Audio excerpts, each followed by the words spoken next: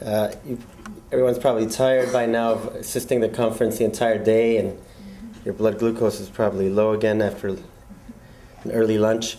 But what I'd like to do is really call to your attention what our topic today is. We've prepared a very nice presentation, I believe, on race, class, and gender, and the idea of reducing HIV/AIDS related health disparities in minority communities.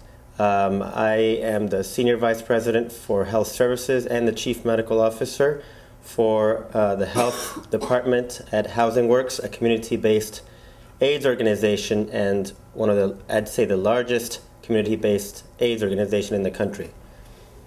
Let me just see this here. So in terms of disparities, which is what this conference is about, health disparities, we're looking at race, gender, and class as dividing lines by which we see clearly demarcated disparities in HIV. HIV has really become what I would call a black disease here in the United States and in the world, or I would say a people of color, a third world disease.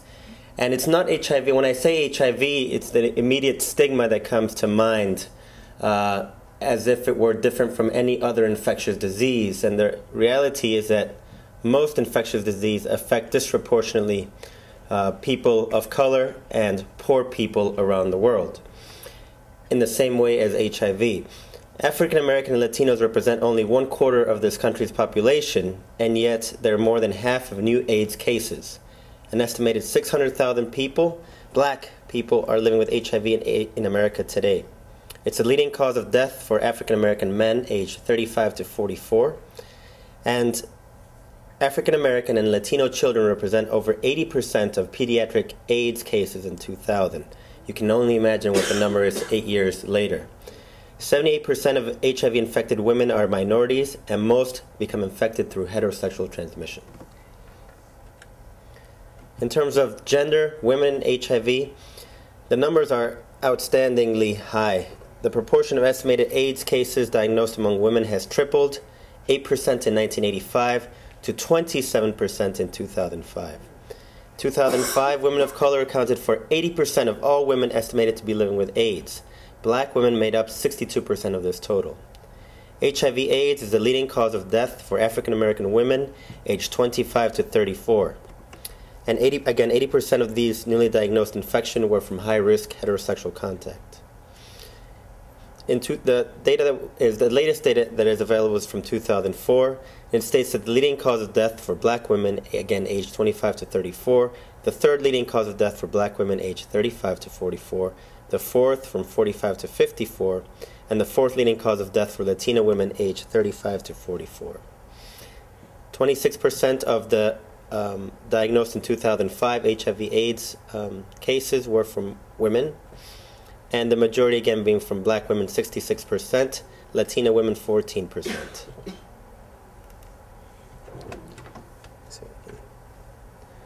The screen went black. Just touch it. Just touch the screen? Okay. Again, another graph showing us here in terms of the proportion of, or the disproportion of women of color who are HIV positive. It's also an issue of not just gender, but race and class. Again, you can see that it's not only an issue of AIDS, but also of other infectious disease. 80% of all reported gonorrhea cases were in racial and ethnic minorities, and 82% of all reported tuberculosis cases. So the stretch and the differences you see applies to other infectious disease. 54% of the new HIV/AIDS cases diagnosed in the United States are black. Among women, blacks again account for 2/3 of all new infections. In 2006, AIDS in America is a black disease, as stated by Phil Wilson, Executive Director of the Black AIDS Institute. The only way for AIDS to be over in America is for AIDS to be over in black America. And the only way to stop AIDS in black America is for black people to take ownership of the disease, amount of mass black mobilization.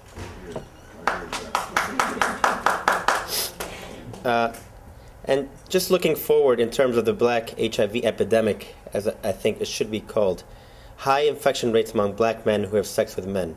In one CDC study, 46% of black, gay, and bisexual men in 5 cities tested HIV positive. It's an epidemic growing without adequate resources, particularly in the South. At the end of 2004, 8 of the 10 blackest epidemics in the South were in the South, in each of which at least 60% of residents living with AIDS were African American. And there's still a heightening treatment access issue in states where Medicaid and Ryan White CARE Act programs are struggling to remain operative as their caseloads grow and resources fail to keep pace. 2/3 of blacks getting treatment for HIV/AIDS pay for it with public health insurance. These are just some statistics. An average of here in New York City, which is the city that you may see the Magic Johnson bulletins that have come out recently. There's 5 people that die per day in New York City because of HIV/AIDS as of 2008. More than 80% of new AIDS diagnoses, again, are reflective of the country, are among blacks and Latinos, who make up half of New York City's population. People who are homeless in New York City are diagnosed with HIV 5 times more than the rest of the population. New York City continues to be the epicenter of the HIV epidemic in the United States, and there's more than 100,000 people living with AIDS in New York City today. That's 1 in 6 people. An estimated 1 in 4 New Yorkers living with HIV do not know that they are infected, and last year more than 1,000 New Yorkers, 3 every day, found out that they had HIV when they already were diagnosed with AIDS. So as we move forward, I want to use these graphs to kind of preempt the rest of the talks my colleagues are going to give. But the idea is that it's not just an issue of HIV, it becomes an issue of life and death.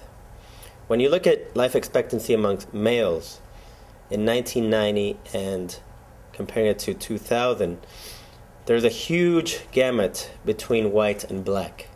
So you can see that in 1990, the average life expectancy of a black male was 60. It improved to 69. Their white counterparts went from 70 to 75. Amongst female, it's the same thing, from 78 to 80, from 1990 in white women, and from 72 to 77. But you can see the biggest disparity is still amongst black males, at least in the order of 6 years that white males live longer. When you extrapolate this to black babies, in terms of infant death per 1,000 live births, you can see the tremendous disparity in terms of 10 black babies dying compared to 4 white babies, 6 Hispanic or Latino, and 3 Asian. So there's a lot of work to be done.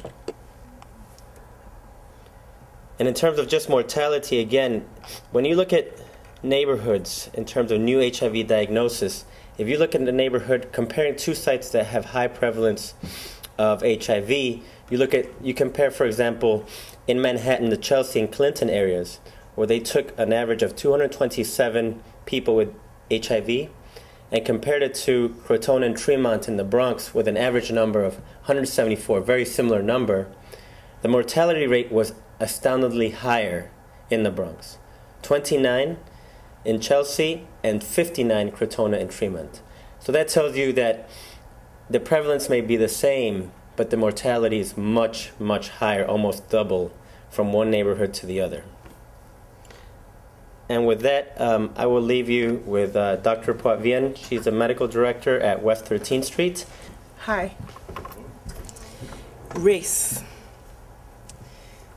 Basically, as Marcelo said, I'm the medical director of a clinic that we have at Housing Works at 13th Street. So I take care of mostly people living with HIV. I feel that HIV is a disease that's the best to highlight the health disparities in the US and around the world. We have new treatment, we have fantastic medication, and people can live with HIV. However, HIV is, as I say in the slide, quietly devastating our communities of color and devastating the African continent. Marcelo said it before me, 77% of the people living with HIV in New York City are persons of colors. I have that graph which shows that people of color, both Latino and Black, make 11% time higher chances of having HIV than white people. In New York specifically, we can almost do it by zip code. When you look at the poverty level In some areas that we can recognize on the slides, we look at Brooklyn, the Bronx. In the darkest areas or the poorest areas, we can almost put that map right over the numbers of deaths due to HIV. About Housing Works, we have 4 locations around New York City. We treat people living with HIV. We provide primary care, adult day treatment, case management, transgender care, syringe exchange, psychiatry, and enhanced mental health. Our population breakdown, yes, we treat mostly male, 73% of male, 23% female, 4% of our population have of transgender experience, 55% of Black, 37% Latino, 8% Caucasian and Asian. We speak Spanish, Creole, and French, and our patient age range from 25 to 65 years old. All of our clients and patients live below the poverty level. 90% of our patients have an history of chemical dependence or are currently using. More than 90% have a history of homelessness or are marginally housed.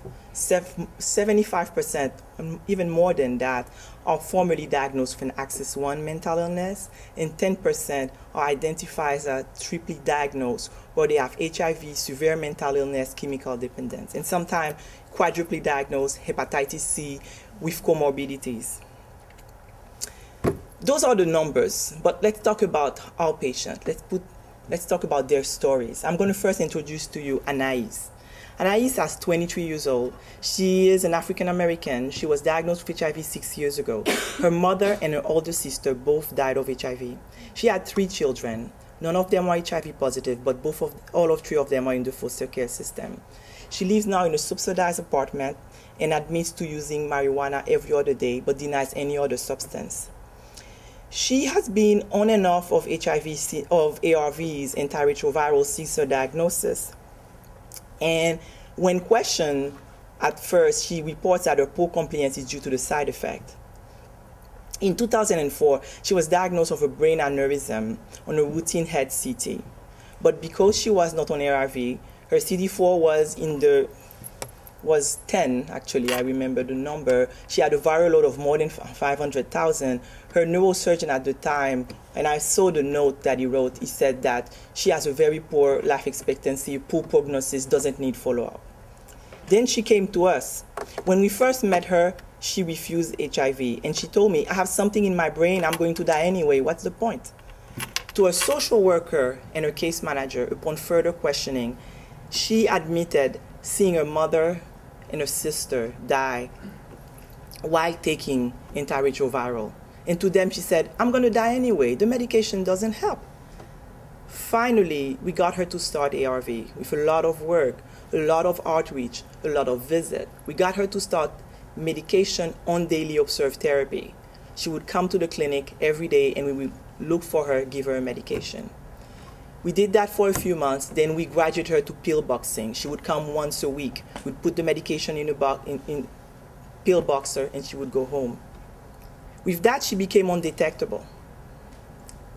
That was a big victory for her. She felt relief, she felt she had the right to leave. So she started to follow up on her appointments. She went to the neurosurgeon, follow up for aneurysm, and started working towards regaining the custody of her children. As everybody here can know, that's very difficult. When you still live she was still living in a shelter at that time. Since then, now she's living in an apartment. But she met someone earlier this year and decided to have a baby. She came to us, asked to have a pregnancy test. It was positive. Since she had met this new partner, she had also stopped taking her medication. She said, I had too many appointments, I had to go to the court, I had too many things to do, I stopped taking my medication. When we did her blood work, we found that her HIV was again advanced, very low T cell, 5, a viral load in the 100,000. Again, but this time with greater urgency, we started our outreach.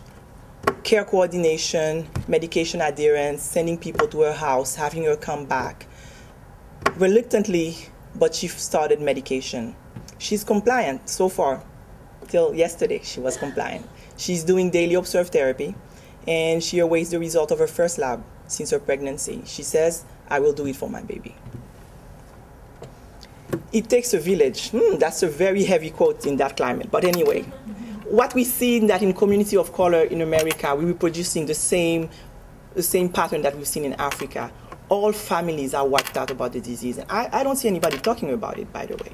Our patients face poverty, abuse, sexual, physical, homelessness, limited resources. Try to see a neurosurgeon with Medicaid. Try to do that.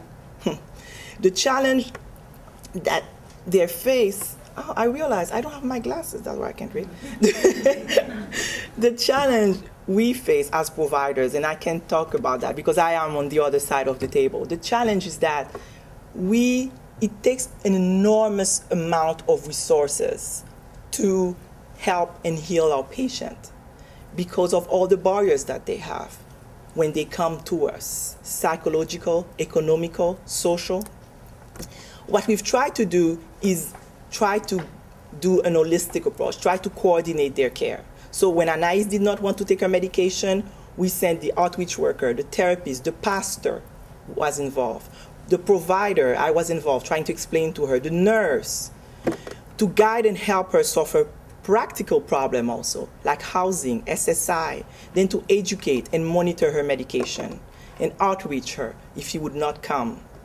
Really, the easiest and the smallest part, the part I played, finding medication that she would not have a side effect or be resistant to. That was the smallest part. I will go to Yolanda. Yolanda is 63 years old. She is a female of transgender experience. She was born as a male in Puerto Rico. Her mother was a sex worker, and Yolanda reports starting the sex work at 7 years old.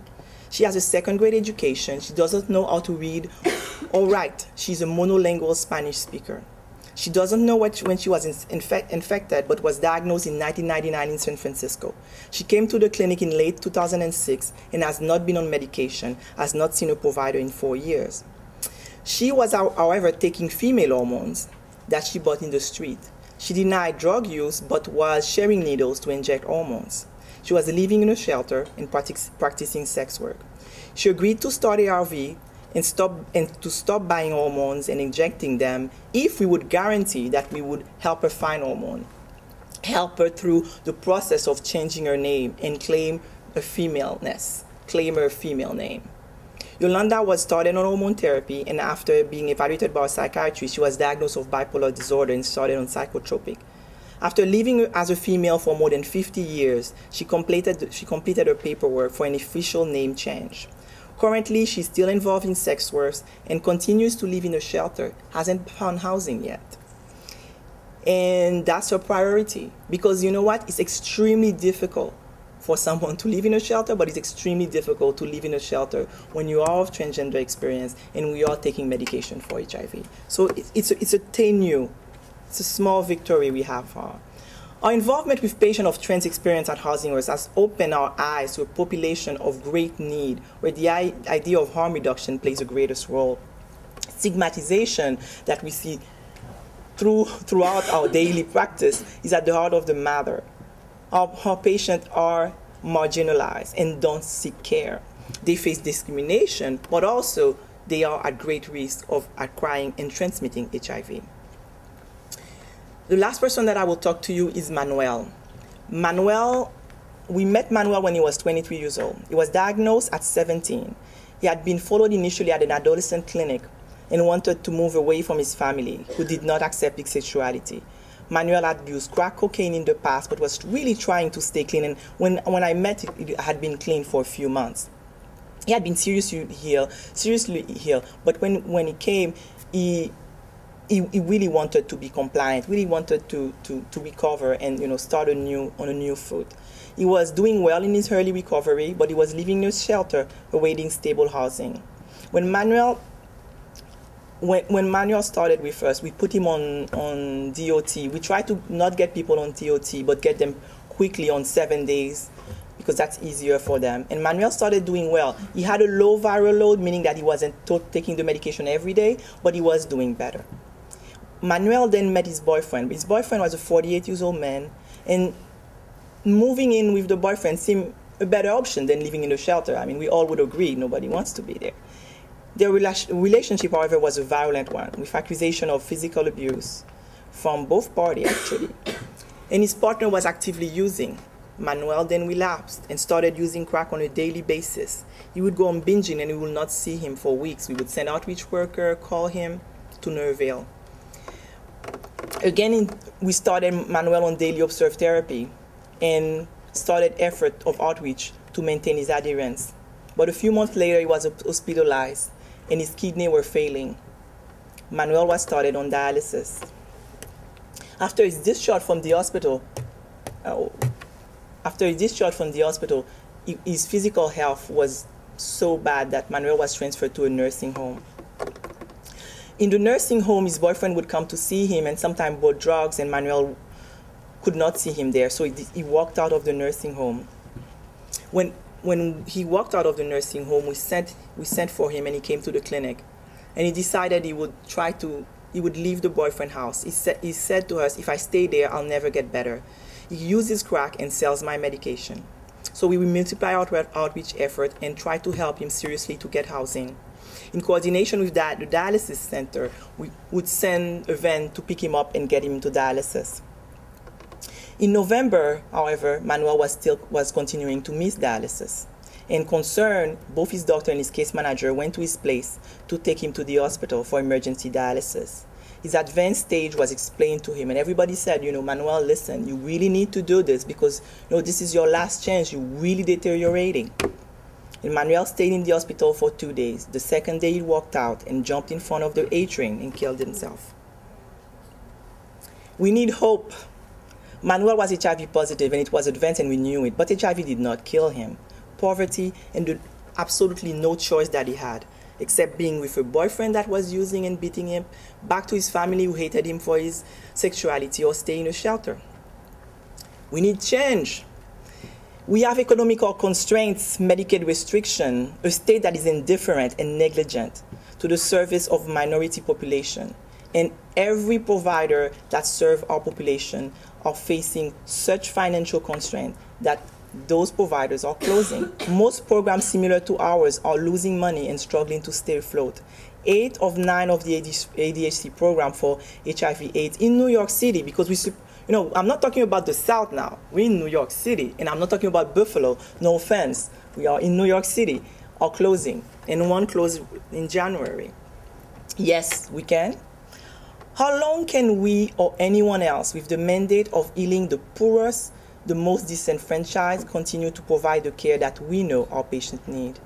In the world of the 10-minute medical encounter, who will listen, try, again, fail with our patient, and try a last time and give them their chance? For note of humor, I wanted to be bipartisan, so no change, no hope, just war. Thank you. I have a few pictures of our clients. And I'll introduce Adele Flateau, who's the director of the Women's Center. Good afternoon, everybody. Everyone still awake out there? Yeah. Okay, good, because we have some really important things to tell you. And it's really about hope, and as Vaty just told you, it's about hope and making change and offering options to people, even in a very restricted environment, financial environment. Okay, so I'm going to go quickly through some of the statistics because I think we covered most of them, but as you probably know, around the world, women are now actually not more than, but nearly 50% of all people living with HIV/AIDS. And that total is about 33 million.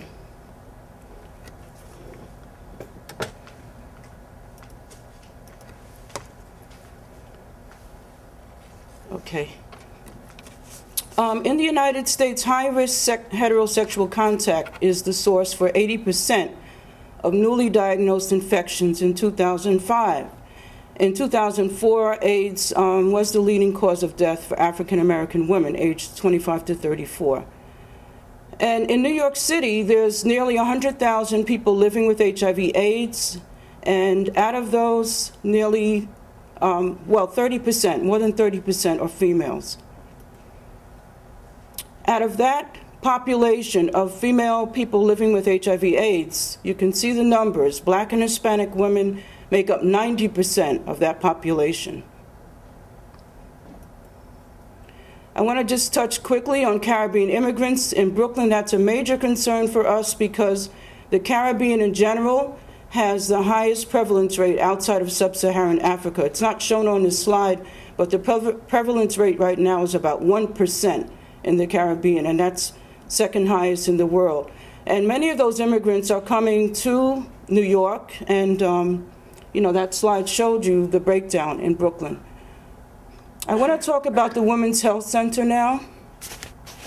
This is a very innovative model of care, and we have an adult day health care center. We provide primary care. We have a dental clinic on site, nutrition, creative arts, gym, exercise, and every day we offer breakfast and lunch to our clients. And I think, this is important to emphasize that the reason that this center was founded was in order to address the special needs of women and the fact that many of them did not feel comfortable going to clinics which were predominantly male. This is one of our clients who was happy to share her photo with you, and that's a painting hanging in the lobby of our center.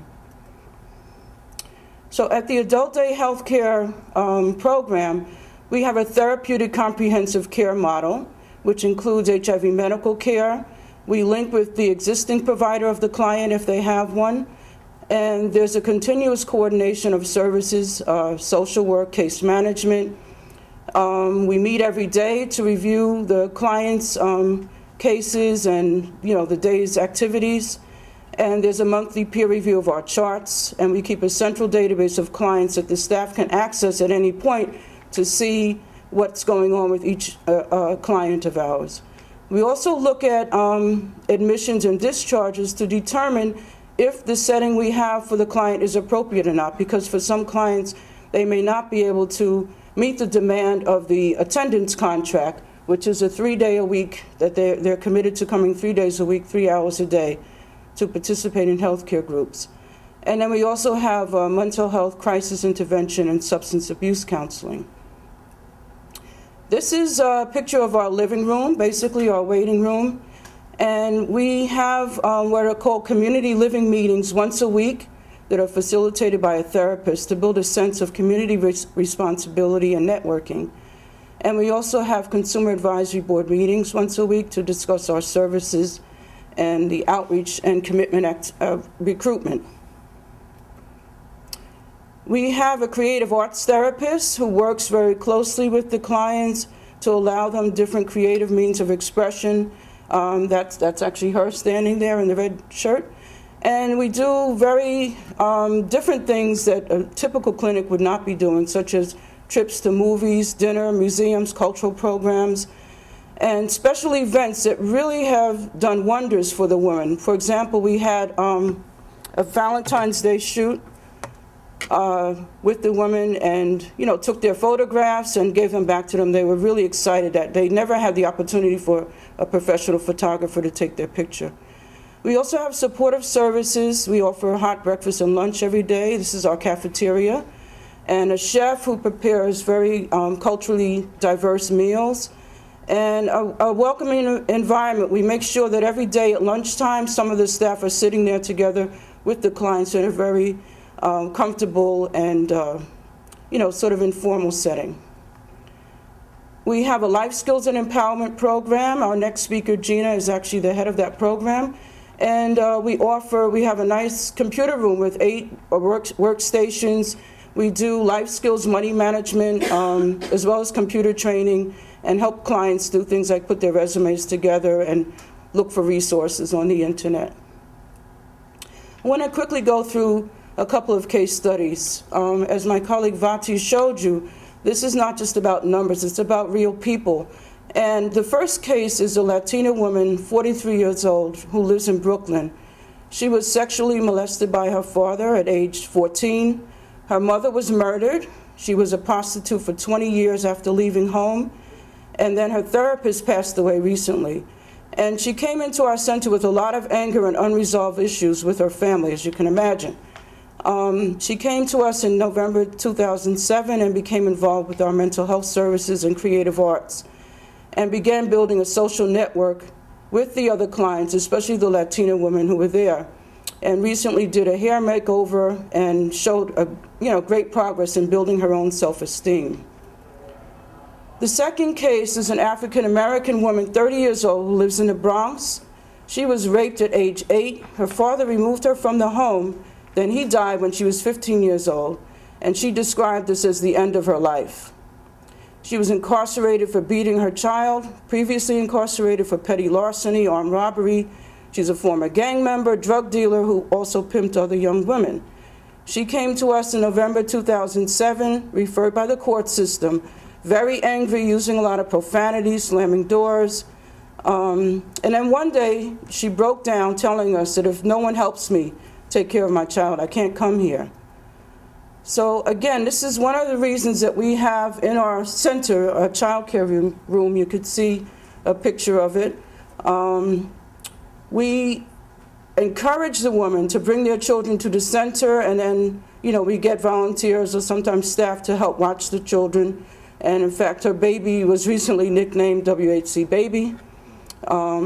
Now she's compliant with her medical visits and legal obligations, and even though her mandated time with us is actually over, she's continued to come to the Women's Health Center, and she just recently received a certificate of compliance for her attendance and was extremely happy about that.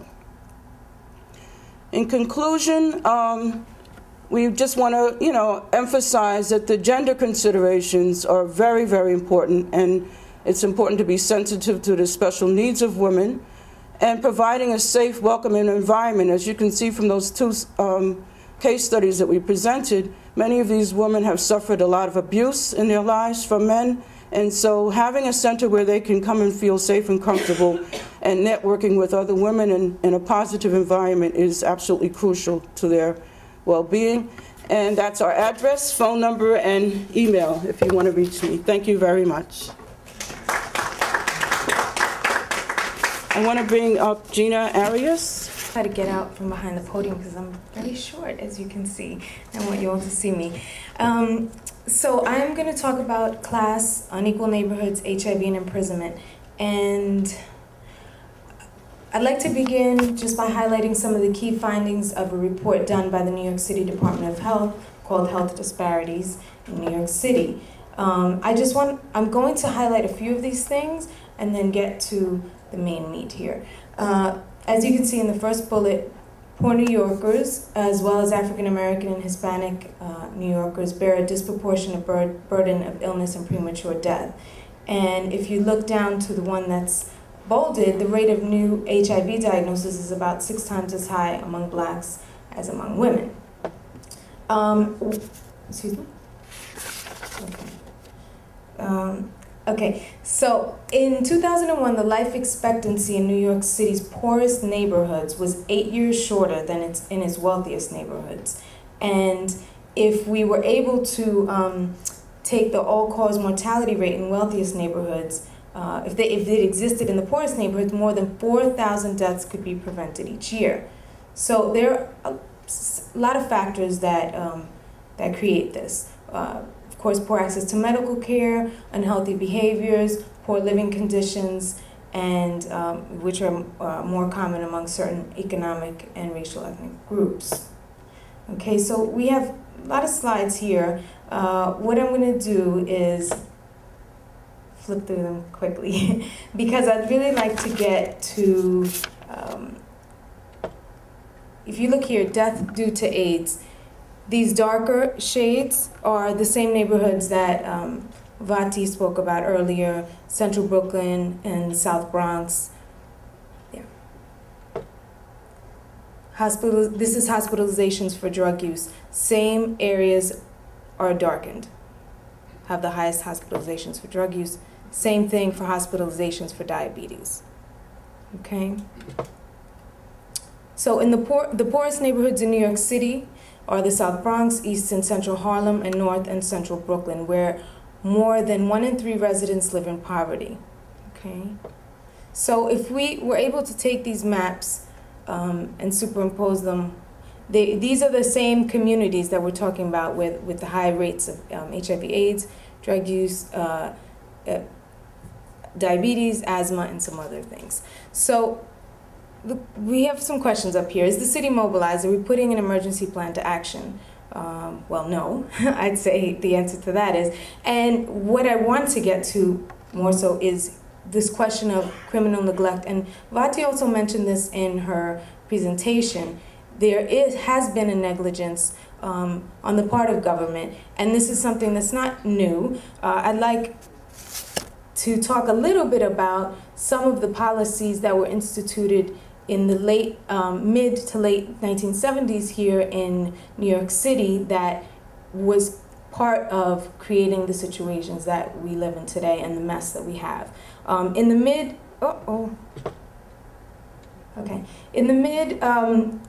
to late 70s, we had a senator here, Senator Patrick Moynihan. He was the state senator here in New York. And some of the policies that were instituted at that time, and these are things that he wrote about, was a policy of benign neglect and also planned shrinkage of the cities. So what we saw in these same neighborhoods where HIV/AIDS and all of these other illnesses have exploded, we saw closing of firehouses in these communities. We saw white flight. We saw white flight all over New York City. But, you know, we saw it particularly in these neighborhoods also. We saw an epidemic of arson by landlords or landlord abandonment. So when you go to the South, when you look at pictures of the South Bronx and Central Brooklyn, and even now there are still pockets of that, you look at all this housing stock, there were people that once lived there, and how did it come to deteriorate as such? Well, this was part of government policies that helped to propel these situations. There was mass closings of mental health institutions at that time. So in the 1980s, we saw the growth of homelessness. And all these things are interrelated. Here we're talking about HIV/AIDS, but just to highlight that government policies, New York City government policies and state policies, help to create the situation and make it worse.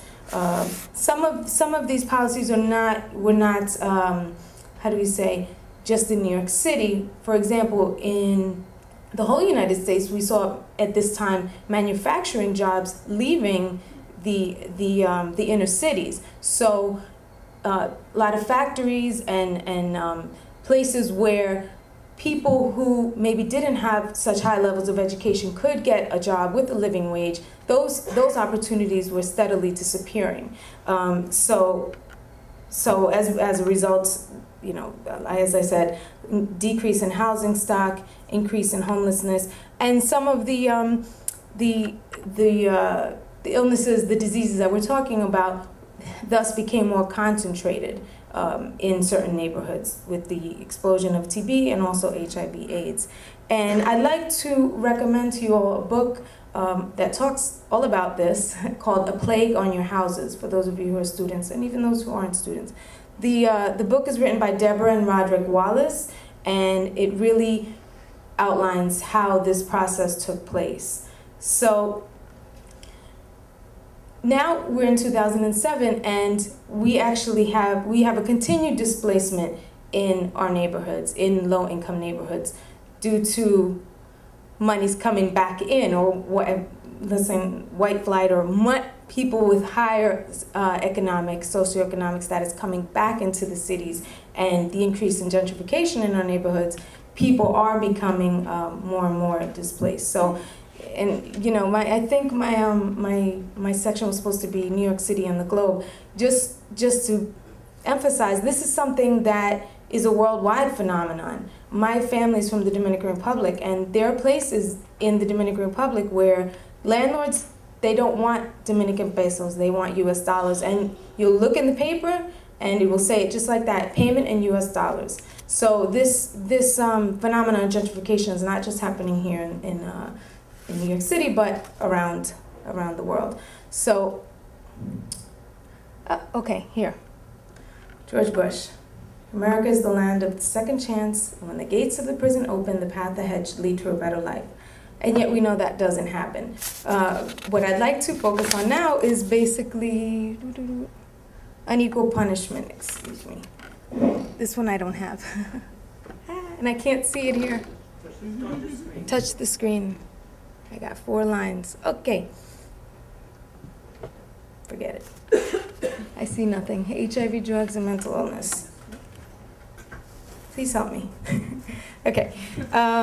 I'll read from the paper. In the U.S., in 2004, 1.8% of prison inmates were HIV positive, more than 4 times the estimated rate of the general population. So, it's not working? Gone? Okay. All right. All right. I might have to just come on over there. Okay. Could you help me, Vaty? Could you just like scroll through as I'm getting. So, drug-related offense. Thank you. Drug. You good? Yeah. Okay. Drug-related offenses are a major reason for the population growth in prisons, and if you would, Vaty, just click over. Mm-hmm.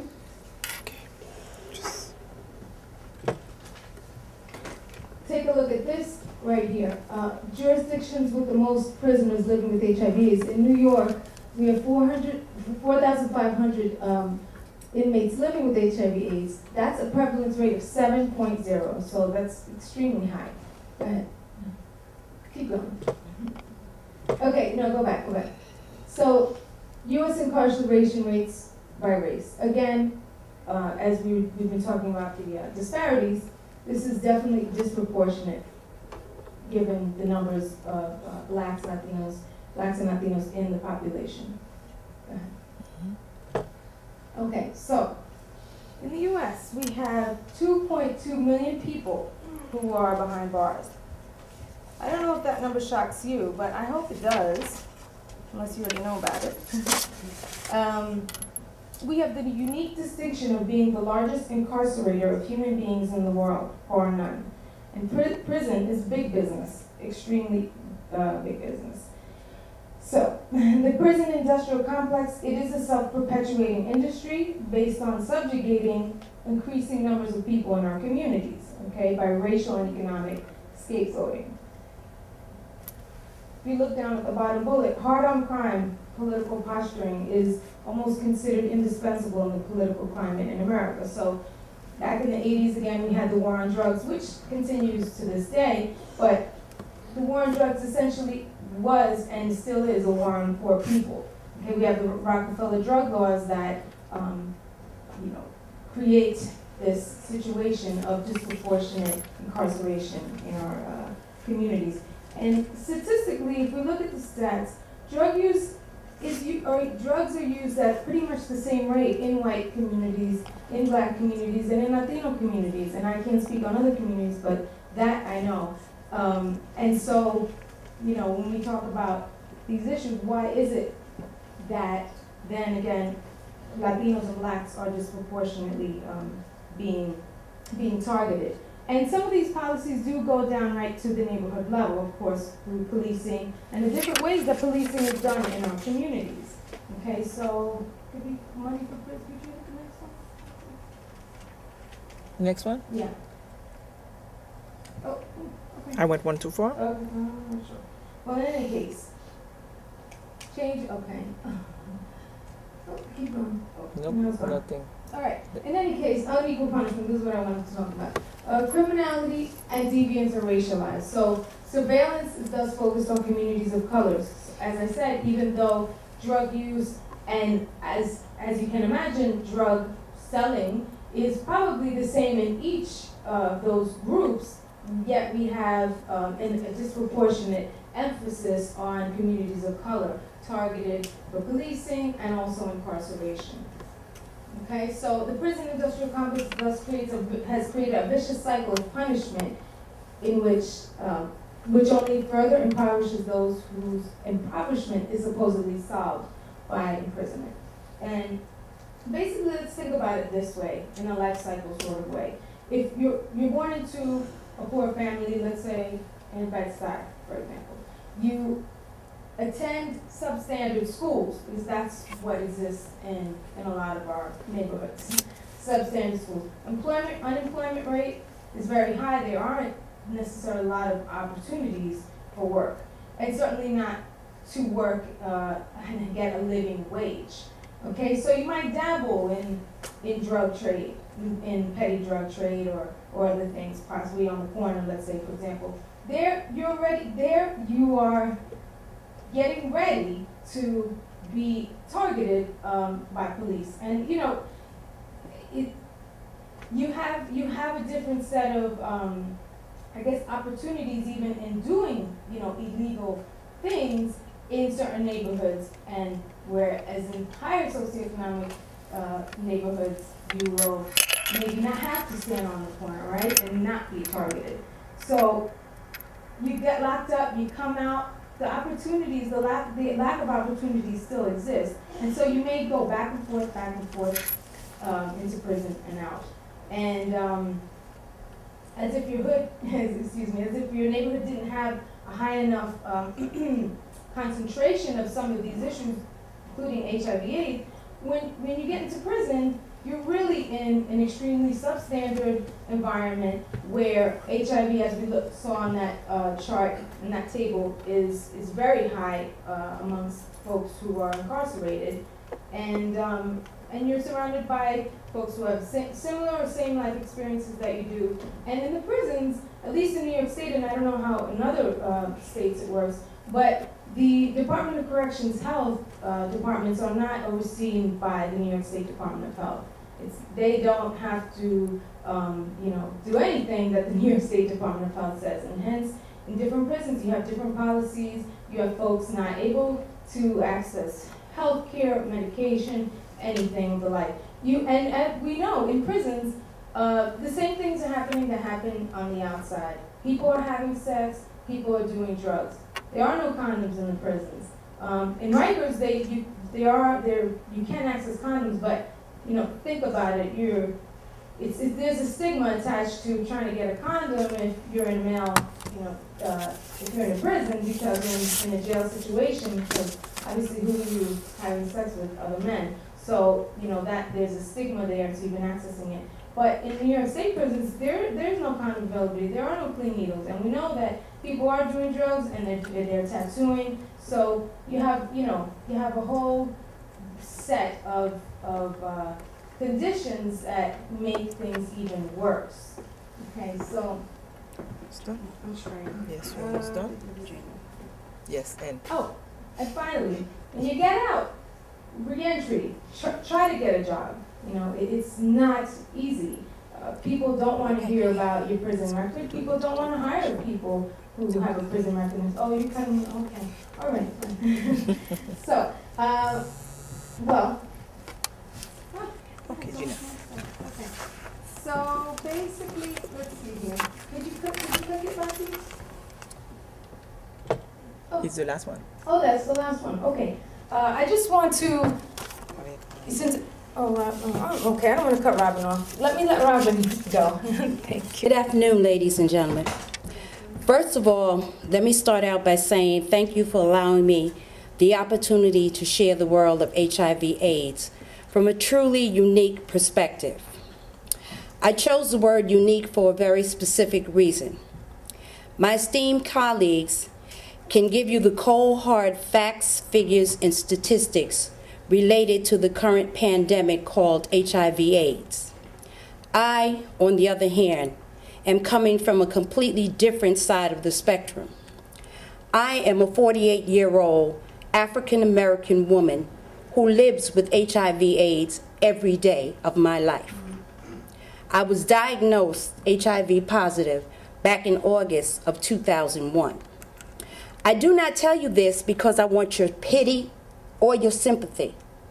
I tell you this with the hope that someone out there can learn from my experience with this life-threatening disease. For the next 10 minutes, I will be your reality. I am the face of HIV/AIDS, up close and personal. Somewhere in the back of the minds of one or two people, if not more, is that all too familiar reaction. She doesn't look sick. I would have never seen that coming. My point is, HIV/AIDS is as inclusive as it is elusive. There is no race, gender, or background connected to HIV/AIDS. The disease is universal. Now that I've gotten that major revelation out of the way, let me tell you a little bit about me and my experiences with HIV/AIDS. As I just told you a few minutes ago, I was diagnosed HIV positive in 2001. And let me tell you, that had to be the single most devastating news I have ever received to this day. Talk about earth-shattering and mind-boggling, it was all that and more. My first reaction was compounded by the 4 most difficult questions I have ever had to ask myself. Questions that would take a reasonably sane individual over the edge toward mental breakdown. The questions were, 1, why me? 2, how could this happen to me? 3, what did I do wrong? And last but certainly not least, how soon am I going to die? Back then, I had a very difficult time answering those questions because I did not know much about HIV/AIDS and how one got this disease. I have since been well educated and can answer all of the above for you right now. Question 1, why me?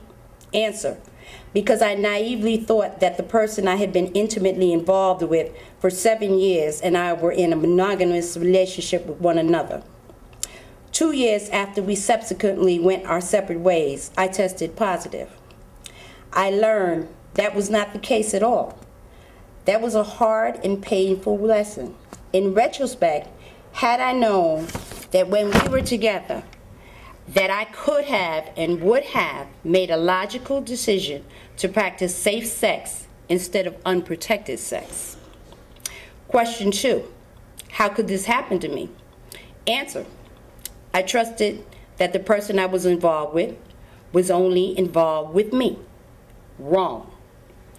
I later learned, 2 years after my initial diagnosis, the other person he was involved with died of full-blown AIDS. This speaks volumes to the point of how it has become a fact that women overall have the single highest transmission rate of HIV/AIDS today. Women of color in particular are still believing the fallacy that he is the one and I am his one and only.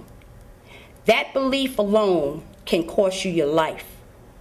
We need to practice safe sex at all times, no matter what he says or what you choose to believe. The simple act of insisting on practicing safe sex can greatly reduce the transmission of HIV/AIDS and save many lives in the process. Question 3, what did I do wrong? Answer, I was too much in love with the idea of being in love with my partner to adequately protect myself by simply insisting that he put on a condom. Question 4, how soon am I going to die? Answer, I don't know. What I do know is that I've learned to accept my fate and am determined to try to make a difference in this world so that others will not have to travel along the same road that I am traveling. Now that we've covered all the relevant questions, let's move on. After my initial shock wore off, I was left to deal with some very hard realities. The first medical professional I dealt with was extremely indifferent toward any and all of the emotional stress that I was going through. It felt as though he didn't care what I was going through. He simply wanted to know the names and addresses of any and everyone I had ever had an intimate relationship with. After that, he wanted permission to run a second HIV test to confirm beyond the shadow of a doubt my initial diagnosis. I signed the permission slip, he did the second test, and walked out the room with a fleeting, "Have a nice day." Talk about medical inequity. This was a nightmare. 2 weeks later, my initial diagnosis was confirmed, and the same doctor who initially broke the bad news wrote me a zillion prescriptions and simply told me, take the pills. End of discussion. He never told me about the side effects I would encounter, nor did he allow me time for any questions I may have had. And Lord knows I had a lot of unanswered questions.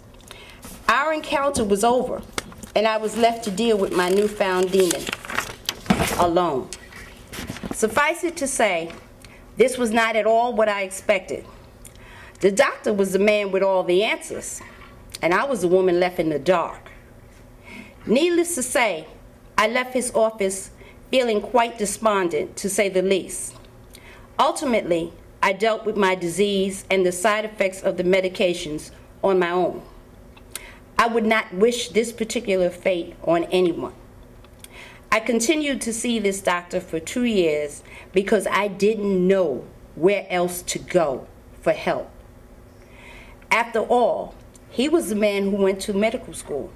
I assumed he knew what he was doing.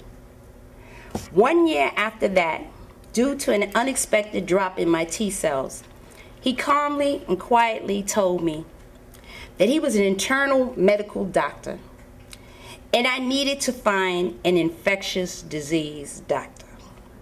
Wow. It took 3 years before it finally came down to that. This man had no clue what happened to my T cells, how do we fix this, or at least get me back on the right track. I spent several weeks and months calling HIV and AIDS service organizations on my own, trying to find the doctor who would be able to help me. Eventually, I finally did find a female African-American doctor who was able to treat my disease and also treat me with the dignity and respect I deserve. She did not judge me because of the disease I have, but she taught me how to live with it. She answered all my questions and to this day is still my doctor, my friend, and my confidant. I've grown to trust her decisions in regard to my care, and I never doubt her. We are partners in this fight to keep me alive and well. She will often tell me when something doesn't feel right, all you have to do is pick up the phone. I'm just a phone call away. And believe you me, I do pick up the phone, and I make the call. I've made that call many times, and she's always picked up that phone. As I stand before you today, I can honestly say I have HIV, but HIV does not have me. I'm going ahead and living my life to the fullest and enjoying the life that I live. In conclusion, it is my hope that you have learned something from my story. In particular, I would like to say to all women of color, we live in a world that is no longer as clear as black and white. There is a lot of gray matter in our relationships, our society, and our world. That gray matter can oftentimes be detrimental to our lives and our very existence. If I could say one thing to you today, I would say, please, I beg you, be careful, be safe, and live well so that you will not have to walk in my shoes. Thank you.